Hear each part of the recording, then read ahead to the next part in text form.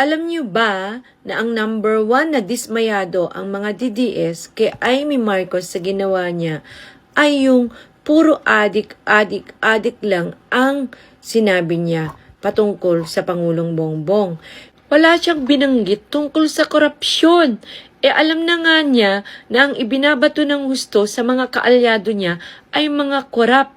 Nakalimutan ni IP na ang tema dun sa rally ay transparency and accountability. Kung yun sana ang tinumbok niya.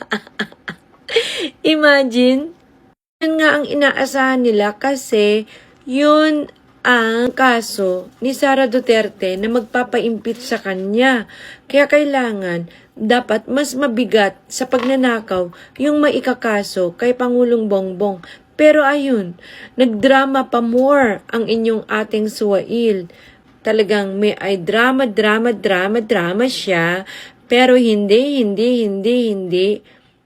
na wala sa pagkapresidente ang Pangulong Bongbong.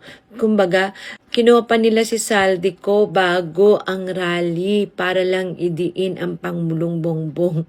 Tapos, ni isa, walang nangyari. Yun lang.